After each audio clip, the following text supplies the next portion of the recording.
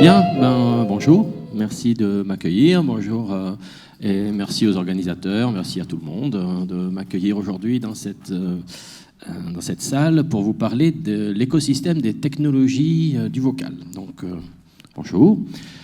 Voilà, quand on a discuté avec les organisateurs du sujet de ma conférence, je me disais que le SEO c'est bien, hein, on en entend parler depuis bien longtemps et ça fait un moment que je suis dans le truc, dans le game.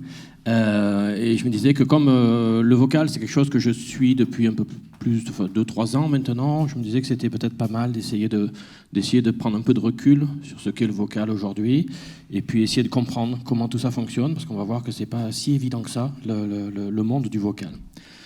Donc, présentation, voilà, je viens d'Alsace, un petit village, patrie du Klevner, qui est un excellent vin blanc qui se boit depuis l'apéritif jusqu'au dessert. Comme je le dis à chaque conférence, c'est bon. Et donc j'ai créé la société Abondance en 1996, et voilà, je fais du référencement, des livres, des sites, des guides PDF, la dernière version des guides PDF, etc. Bref, je voulais vous parler donc du vocal. Du vocal, je pense que c'est important de comprendre, de travailler sur le vocal. Alors, soyons clairs, hein, le vocal aujourd'hui, c'est purement de la R&D. Il n'y a pas de marché du vocal, il n'y a pas de, voilà, on ne peut pas gagner des sous avec le vocal, c'est très compliqué. C'est très intéressant de comprendre comment ça fonctionne pour être prêt quand ça démarrera vraiment. Aujourd'hui, il n'y a pas vraiment... voilà, on dit beaucoup de choses sur le vocal, hein, c'est vrai que c'est super intéressant. Ça reste de la R&D à 2-3 ans, je pense. Enfin, c'est ma vision en tout cas. Hein. Donc voilà, on va se calmer un peu sur le vocal. Et ce qu'on lit et ce qu'on entend beaucoup quand on écoute des conférences, quand on lit des articles, etc., et j'ai été le premier à le dire d'ailleurs, c'est pour être audible, donc visible c'est le SEO, audible c'est le vocal, il faut viser le featured snippet et la position 0 sur Google. Voilà, c'est ce qu'on lit le plus souvent. Alors c'est vrai, enfin, en soi c'est vrai, mais ce n'est qu'une petite partie du vocal. Et ça ne deviendra aussi certainement qu'une petite partie du vocal, qui est certainement un écosystème beaucoup plus complexe que ça. Donc l'idée c'est d'essayer de comprendre, de voir, de dire ok, on va revenir sur les featured snippets bien sûr, sur la position 0, sur ce type de choses, mais essayer d'aller au-delà et d'essayer de comprendre ce qu'est réellement le vocal aujourd'hui. Donc il y a un écosystème de la recherche vocale qui est assez complexe en fait. C'est beaucoup plus complexe que le SEO classique. Si je schématise, voire caricature le SEO classique, c'est j'essaie d'être bien classé sur Google. Il n'y a pas vraiment d'autres moteurs, sauf cas particulier. Il y a une SERP, alors qui est parfois un peu complexe, mais quelque part, le schéma fonctionnel du SEO et l'écosystème du SEO est assez simple. C'est après que ça devient compliqué, mais en soi, c'est assez simple. Le vocal est beaucoup plus complexe, en fait. Le monde du vocal est beaucoup plus complexe. Les acteurs du vocal. Donc, quels sont les acteurs, quels sont les différents acteurs du vocal à l'heure actuelle? Alors, il y en a 4 acteurs principaux. Pas sûr que ça reste comme ça à l'avenir. Ça va certainement changer, mais aujourd'hui, on peut dire qu'il y en a 4, dont 3 majeurs. Le premier, c'est Google, bien sûr. Enfin, c'est pas par ordre de part de marché. Hein. Google est souvent celui dont on entend le plus parler. Via Google Home, bien sûr. Alors toute la déclinaison des terminaux, des enceintes connectées Google Home, et puis bien sûr via Android aussi, via les smartphones. Ensuite, il y a Amazon, qui est a priori le leader mondial aujourd'hui, avec sa gamme Alexa. Il y a Apple avec Siri, qui est sur les iPhones, bien sûr, et puis sur HomePod. Bon, HomePod, pas sûr que ça soit un très gros succès commercial, mais enfin bon, voilà, ça existe, c'est une enceinte connectée d'Apple. Et puis à Microsoft avec Cortana. Donc j'ai pris l'option de ne pas parler de Cortana aujourd'hui, j'aurais pu, mais bon, je connais moins aussi. Ça me semble très limité à Windows 10, l'utilisation de Cortana, ou en tout cas j'ai vraiment l'impression que Cortana n'est pas un assistant vocal au sens du quotidien, ou en tout cas les moins que les autres. Donc j'ai plutôt préféré parler de Google, Amazon et Apple, ce qui est déjà beaucoup de choses à l'heure actuelle. Alors ça, c'est les acteurs. Alors déjà, il y a plusieurs acteurs. Il n'y en a pas un qui se démarque réellement. Il y a plusieurs acteurs, notamment même Google et Amazon, qui sont en train de se rapprocher en termes de part de marché. Et Apple, qui n'est pas négligeable. Le type de recherche vocale. Alors, il y a aussi, on a tendance à dire que dans les recherches web, il y a 3 types de recherches. Il y a les recherches informationnelles, transactionnelles et navigationnelles. En fait, j'ai essayé de aussi remettre un petit peu ces différentes recherches vocales en 4 familles différentes.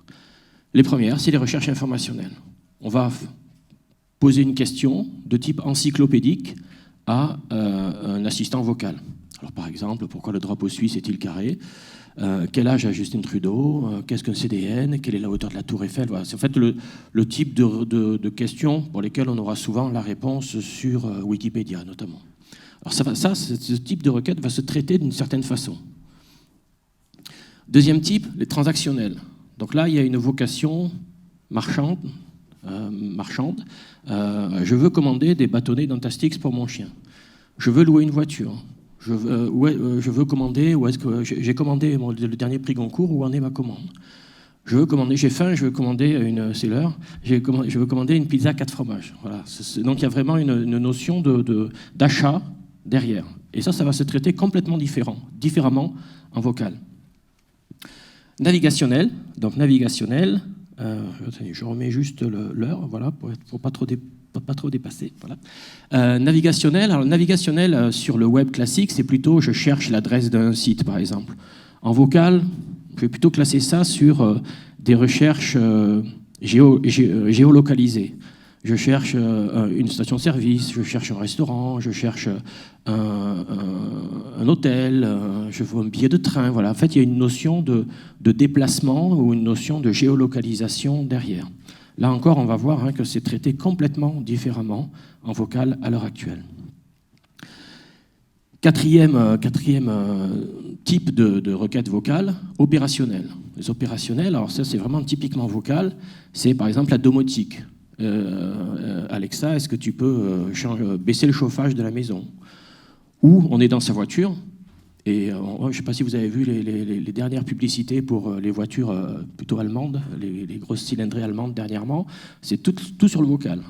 Mercedes baisse le chauffage ou je sais plus, réchauffe l'atmosphère, etc. Enfin voilà, toutes les commandes vocales à l'intérieur de la voiture. Donc ça peut être dans la voiture, ça peut être à la maison, mets une alarme pour faire cuire des œufs durs, fais un éclairage tamisé, mets la radio. La plupart des enceintes connectées, aujourd'hui, elles servent à écouter de la musique quand même. Donc bon, en termes de système vocal, c'est un peu limité encore. Donc voilà, on est vraiment dans l'opérationnel, on va donner un ordre à l'assistant vocal. 4 types de requêtes vocales, complètement différents les uns des autres, avec des traitements derrière qui vont être différents en fonction des acteurs. Alors, on commence un peu à avoir un truc un peu plus compliqué. Les sources de réponse. Donc on va poser une question, c'est ça la recherche vocale, c'est qu'on pose une question. Où est-ce que l'assistant vocal va chercher la réponse? Et là aussi, il y a plein de possibilités, il y a plein de sources de réponses possibles. Donc elles sont multiples. Ça peut être un moteur de recherche, Google typiquement, qui va aller chercher dans son moteur, alors feature snippet, on va voir, etc. Mais par exemple, Amazon n'a pas de moteur de recherche. Il n'y a pas d'information qui vient d'un moteur de recherche derrière. Beaucoup de gens pensent qu'il y a Bing derrière Amazon, mais non, il n'y a pas Bing derrière Amazon. Ça peut être Wikipédia, effectivement. Alors, oui, là, par contre, Amazon, il va aller chercher les infos dans Wikipédia. Ça peut être My Business ou des systèmes de type Apple Plan, enfin voilà, ce système un peu de type page jaune, ou directement des prestataires comme Page Jaune, Yelp, La Fourchette, TripAdvisor, etc., etc. On va voir qu'il y a pas mal d'informations qui viennent de ces sources d'informations. Ça peut être aussi le fichier client, typiquement Amazon, qui, sur une requête transactionnelle, va vous donner des informations parce que vous êtes client Amazon. Ça peut être aussi une base de données spécifique comme Wikidata, par exemple, pour Google, qui a une base de données à lui d'informations sur les entités nommées, les noms d'entreprises, les noms de lieux, etc., etc. Et là, on n'y a pas obligatoirement accès. Donc il y a plein de sources de réponses. Alors on va essayer derrière d'essayer de lier tout ça. Donc c'est pas juste le feature snippet, quoi. C'est vraiment, il peut y avoir des sources de réponses très, très diverses en vocal. Et puis il y a des outils. Nous, on a des sites web, on a de l'information. On veut être audible. On veut envoyer cette information sur les assistants vocaux pour que les internautes puissent avoir un certain nombre de réponses. Et pour ça, on va utiliser un certain nombre d'outils en fonction de la stratégie qu'on va mettre en place. Ils sont nombreux, et bien sûr, il va falloir les utiliser à bon escient en fonction de la stratégie choisie. Alors bien sûr, le feature snippet, hein, qui ne connaît pas la notion de feature snippet? Bon, ça va, tout le monde connaît, donc c'est bien. Donc les feature snippets donc, de Google, soit en format paragraphe, largement le plus représenté dans les résultats de recherche, dans les SERP, soit au format liste, avec des listes numérotées ou des bullet points ou des puces, soit au format tableau. Ça arrive également, un peu moins, mais ça arrive de voir des tableaux. Alors tout ça évolue dans tous les sens un petit peu chez Google, mais globalement, il y a des feature snippets. Et en règle générale, ce que Google, sur les requêtes de type informationnel, encyclopédique, Google lira très souvent, par exemple ici, le feature snippet de format paragraphe. Pas toujours, mais dans 80% des cas, en règle générale, hein, il y a des études qui sont sorties, qui ont donné ce chiffre.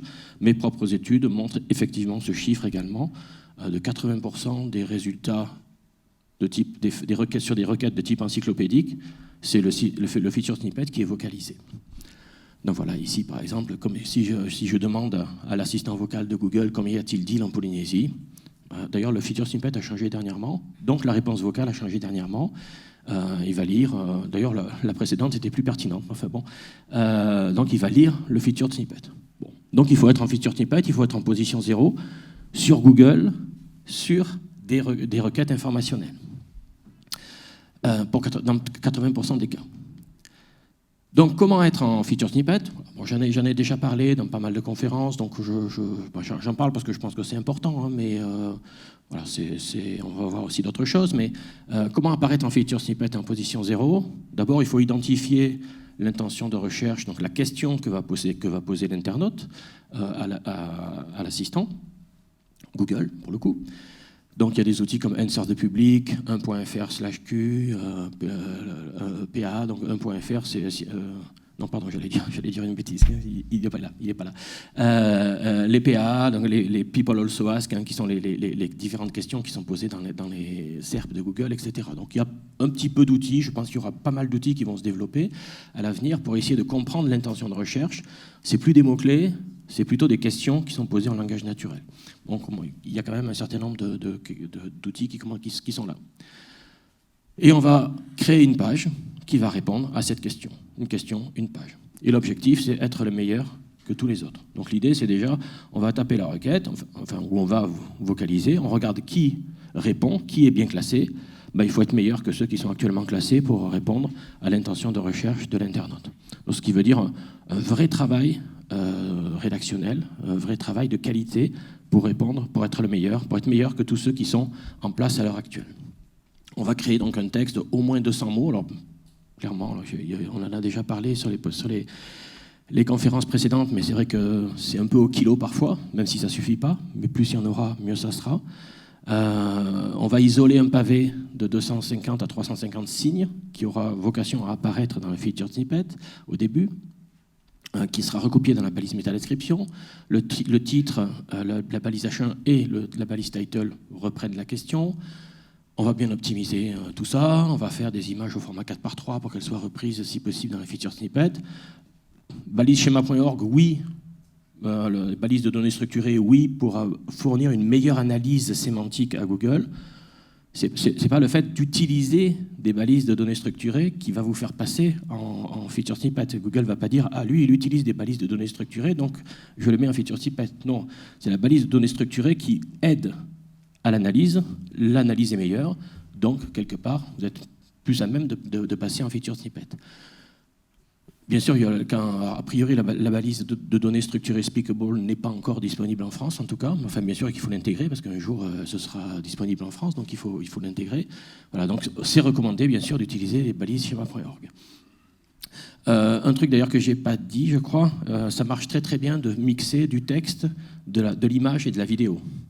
Ça a l'air de beaucoup plaire à Google lorsqu'on fait des pages qui mixent vidéo, image et texte. Là, oups. On tient compte de la speech quality rating, donc la taille, voilà, la taille du texte important, et la taille du petit paragraphe au début qui a vocation à être dans la feature snippet. Ça a vocation à être vocalisé, donc au niveau grammaire et syntaxe, il faut utiliser des mots simples, pas trop compliqués, pour que ça soit facilement vocalisable. Et donc au niveau de l'élocution aussi, c'est pareil, au niveau de l'élocution, des mots qui sont faciles à dire pour une machine, en fait, pour une machine de synthèse vocale. Donc le contenu entre parenthèses n'est pas pris en compte, donc il ne faut pas le mettre de contenu entre parenthèses dans le premier paragraphe. Les citations aussi sont à éviter. Les virgules, il ne faut pas en mettre de trop nombreuses que ça gêne l'analyse. Toujours pareil, dans le petit bloc de texte feature snippet. Voilà, proposer des phrases simples, pas faire trop de détails, aller directement à l'essentiel.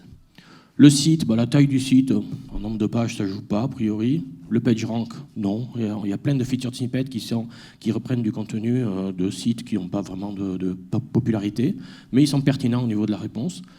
Bon, HTTPS et compatibilité mobile, oui, de toute façon, je ne sais pas si c'est nécessaire, mais de toute façon, un site aujourd'hui, il est en HTTPS et compatible mobile. Voilà, et puis on fait une bonne grosse prière au dieu Google pour que ça marche. C'est du SEO, hein, donc bon, toujours l'aspect un peu aléatoire du truc. Mais voilà, en tout cas, c'est quelque chose que j'expérimente depuis 1 an et demi maintenant, notamment sur le site Définition SEO, sur les définitions SEO, et qui marche plutôt pas mal avec beaucoup de feature snippets qui ont été, et donc de vocalisation derrière, qui ont été conquises, entre guillemets, avec un très gros travail rédactionnel derrière.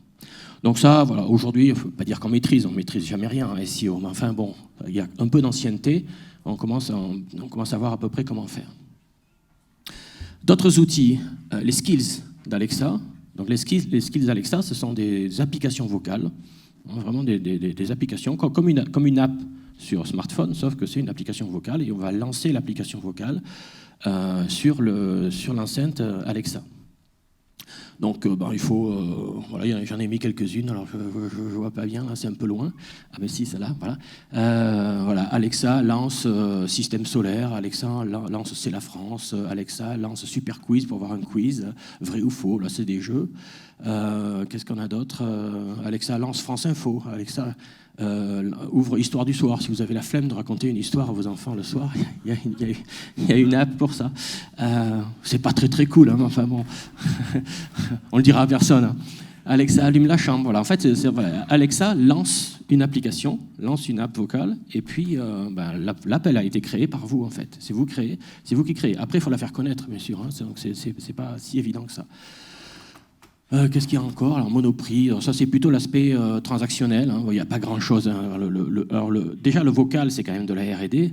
Mais alors, l'achat, le e-commerce vocal, alors là, c'est de la prospective. Hein. La prospective sur Internet, ça va vite. Hein. Enfin, il n'y a rien aujourd'hui. Je crois que j'ai même... Alors, je ne sais pas si j'ai les... Ah non, j'ai un autre exemple tout à l'heure qui est marrant sur Google. Donc, voilà, vous allez créer une app une skills sur Alexa qu'on va pouvoir lancer vocalement. Donc, vous allez sur blueprints.amazon.com et puis vous créez. Alors, il y a plusieurs outils. Ici, il y a déjà des templates qui sont faits, hein, soit des quiz, soit des faits, etc.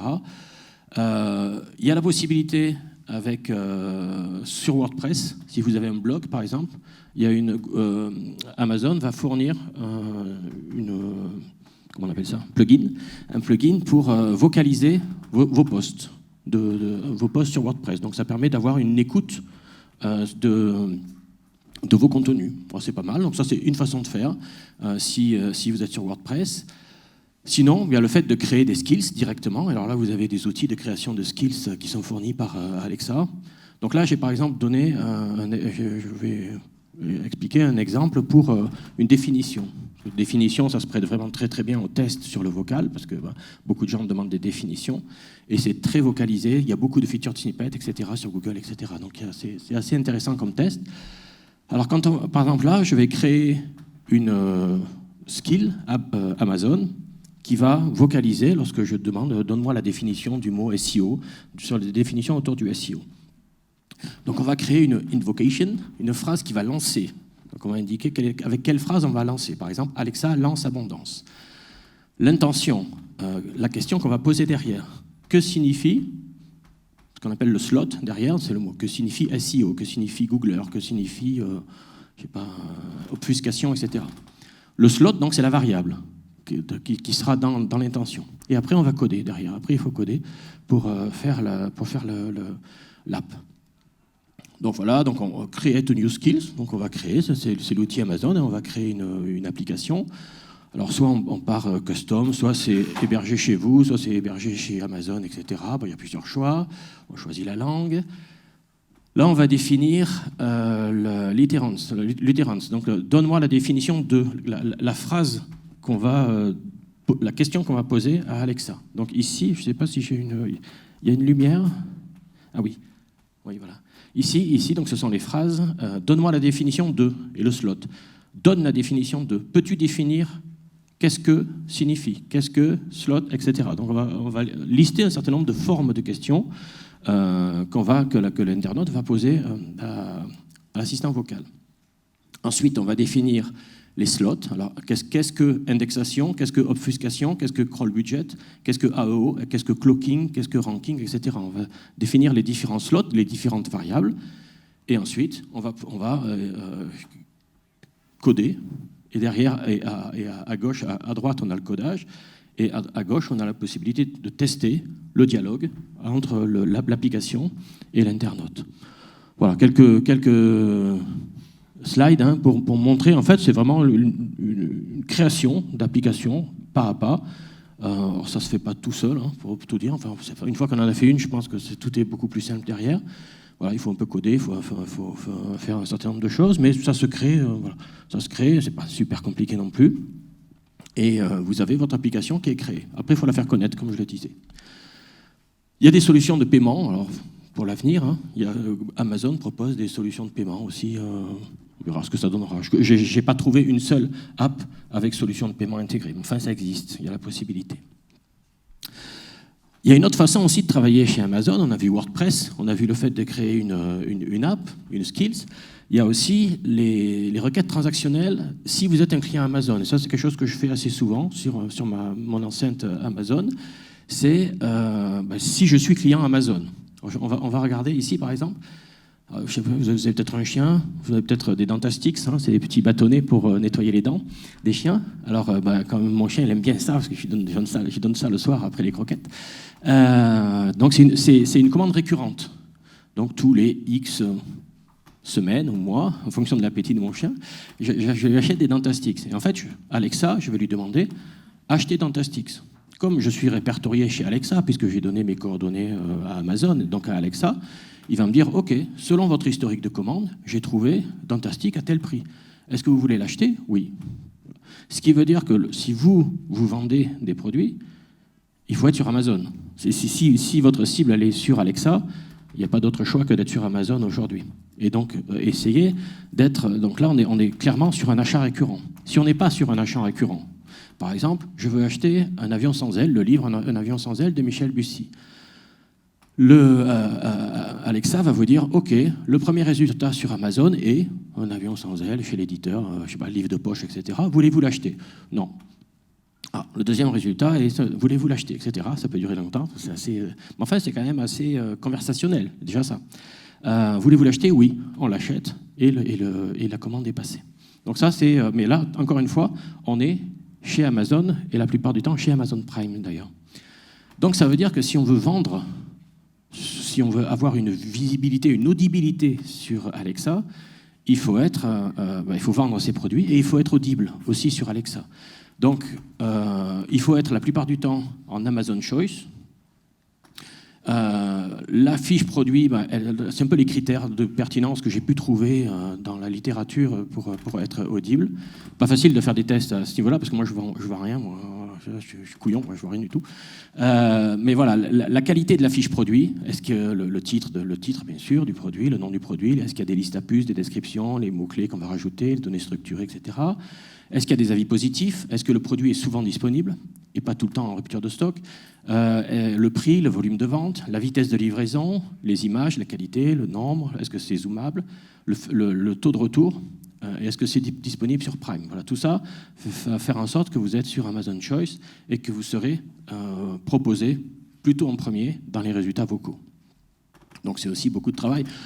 D'ailleurs, ça me fait penser que c'est vraiment le SEO a vraiment tendance à se verticaliser aujourd'hui et que les concurrents de Google, c'est pas Bing, c'est pas les autres moteurs. Aujourd'hui, Google il a gagné au niveau des moteurs.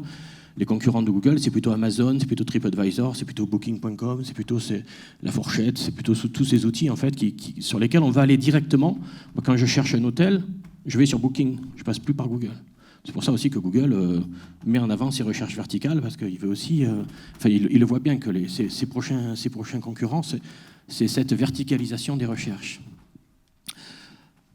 D'autres outils, donc les actions Google, c'est l'équivalent des skills d'Amazon, c'est la même chose, donc il y en a quelques-unes ici. Alors on peut consulter l'état d'un vol, voilà, vers Tahiti, si vous voulez aller à Tahiti.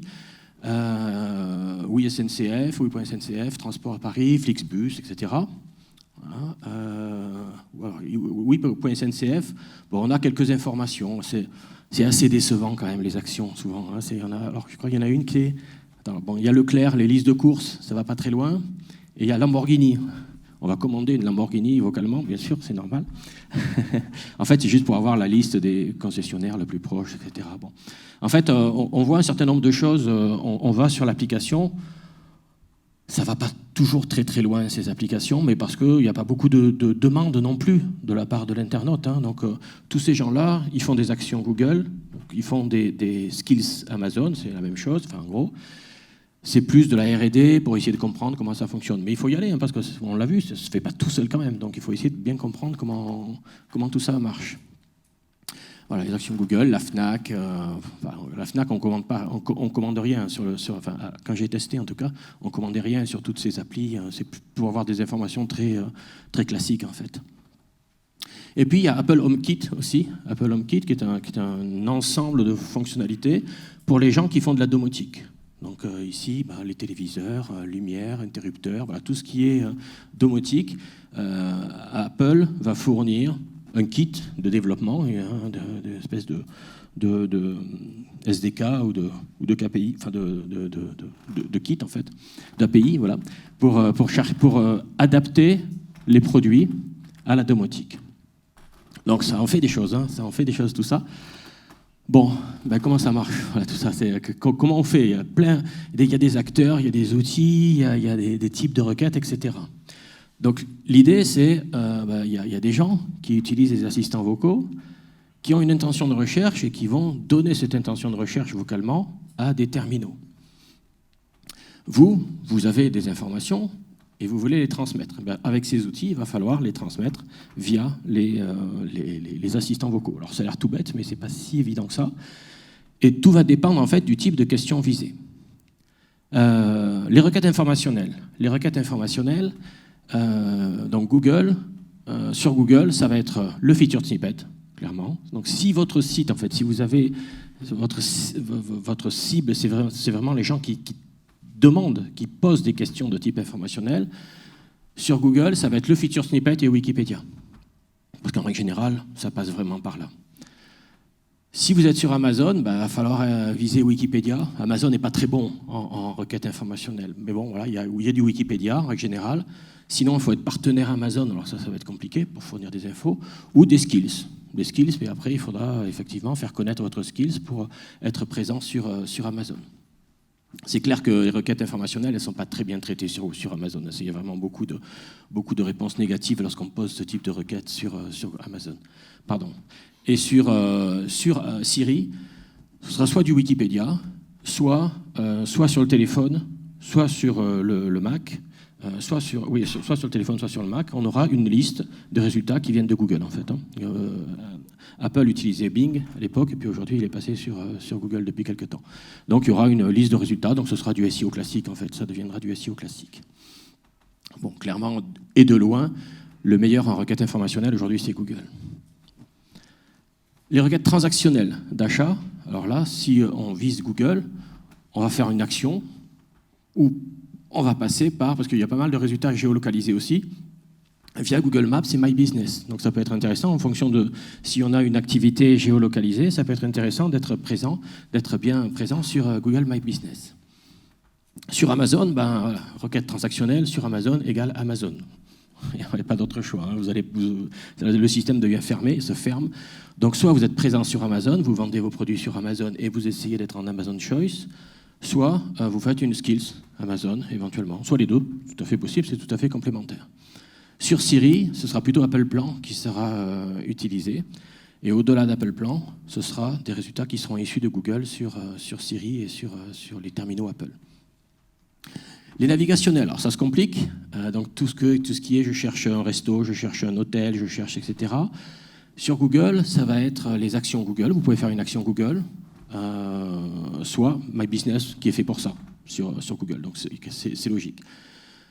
Alors sur Amazon, Amazon n'a pas de base de données, donc Amazon va passer par des prestataires, donc des partenariats avec Page Jaune. Il y a beaucoup de Pages Jaunes, il y a beaucoup de Yelp. Alors a priori Yext aussi, mais je l'ai pas vu. J'ai pas vu Yext, mais peut-être que c'est pas encore en France. Mais Yext a fait des annonces en tout cas à ce niveau-là, ou une Skills. Alors pour Amazon, je vous conseille de regarder, donc d'utiliser l'application Alexa sur smartphone, en corrélation avec votre enceinte connectée. Parce qu'en fait, sur l'application Alexa, les sources des informations sont indiquées. Donc on sait que ça vient de Page Jaune, on sait que ça vient de Yelp, on sait que ça vient de tel site ou tel site. Donc ça peut être intéressant de comprendre sur les requêtes qui vous intéressent d'où viennent les résultats. D'où viennent les résultats, c'est là qu'il faut être. Et sur Apple, il y a de l'Apple Plan, puis alors là, il y a du Yelp, il y a du TripAdvisor, il y a de la fourchette, il y a du Booking. Ils mangent un peu à tous les râteliers, Apple. Il y a beaucoup de partenariats. Plus je fais des tests et plus j'en trouve. Donc là aussi, c'est pareil. Hein. Sur Siri, soit vous faites sur iPhone, soit vous faites sur un Mac, sur un iMac, avec Siri. En recherche vocale, il y aura les sources d'informations d'où viennent les liens qui sont proposés. Et puis les requêtes opérationnelles, sur Google, donc tout ce qui est domotique, etc., je ne vois pas d'autre choix que l'action Google, sur Google. En plus, c'est logique. Pareil pour le Skills Amazon. Par contre, sur Apple, ce sera Apple HomeKit. Donc en fonction, chaque fois, du type de la cible, en fait, il y aura une stratégie différente à mettre en place à votre niveau. C'est simple, non? C'est assez foisonnant, mais c'est beaucoup... Quelque part, je fais souvent le rapprochement avec le SEO il y a 20 ans, l'époque que j'ai connue, que les moins de 20 ans ne peuvent pas connaître. En fait, à l'époque, il y avait 6, 7, 8 moteurs.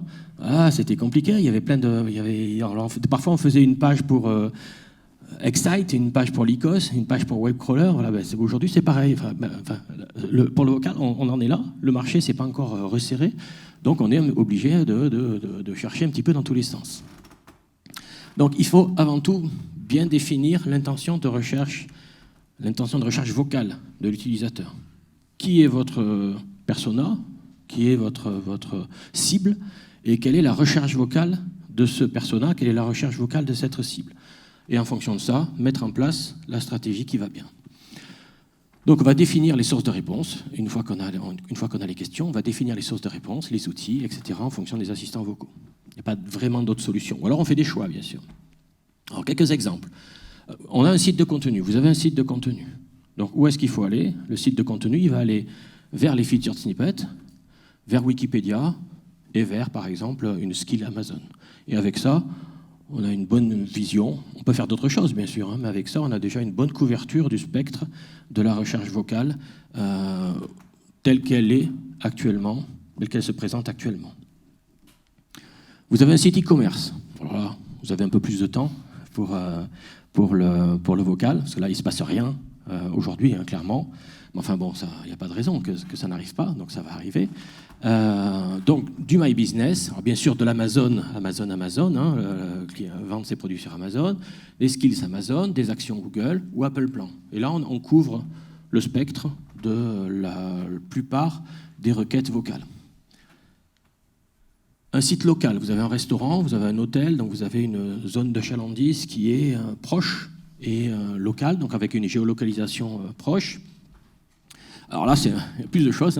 En fonction, donc une action Google, pourquoi pas, soit un partenaire, la fourchette, Booking, Trip, Page Jaune, etc., soit Google My Business qui est un incontournable, soit une skill Amazon, soit Apple Plan. Donc là, c'est là où c'est le plus compliqué, en fait, parce que c'est là où il y a le plus de sources d'informations potentielles disponibles. Alors, soit on fera un choix, soit on fera petit à petit, etc., etc.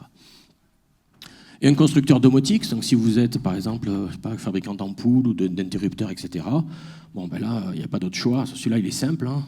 Soit vous faites une action Google, vous faites une skill Alexa, et vous appliquez Apple HomeKit. Donc là, il faut prendre contact avec Apple, etc., pour appliquer les informations de HomeKit. Voilà. Ça, c'est le cas le plus simple, c'est pas le plus répandu non plus. Donc c'est un petit peu dommage. Voilà, bon courage. C'est pas très simple, mais c'est très foisonnant, le vocal. Parce que le message que je voulais passer, c'était que le vocal, c'est pas le feature snippet et la position 0. Ça, ok, c'est bien, c'est effectivement, ça correspond quand même à un certain nombre de requêtes de type informationnel sur un assistant très connu et reconnu qui est celui de Google, mais il y a tout le reste. Donc si vous voulez mettre en place une stratégie vocale, allez-y, parce que je pense que ça va se développer. Vous avez un peu de temps, mais le temps, ça passe vite. Donc il faut, puis c'est quand même assez foisonnant. On a vu en SEO, avant d'arriver à avoir une vision claire du SEO, au départ, ça ne s'est pas fait en 3 jours non plus. Donc il y a un peu de travail de R&D à faire. Ça reste de la R&D, clairement. Non, en 2020, 50% des requêtes ne seront pas vocales. C'est un truc, l'étude de Comscore qui a fait beaucoup de mal au secteur. Non, on a du temps, mais voilà, il n'en reste pas moins vrai que c'est complexe, foisonnant en tout cas, et qu'il faut bien prendre tout ça en compte, avoir se prendre un peu de recul, tester. Alors, ce qui est très intéressant, c'est de tester, de faire une skill ou de tester une action Google. C'est pas très compliqué à faire, c'est pas des mois de développement. Un développeur vous fera ça très facilement. Et ça permet de bien comprendre le fonctionnement et de gagner beaucoup de temps lorsque ça sera prêt, lorsque le marché sera là. Voilà, je vous remercie pour votre attention.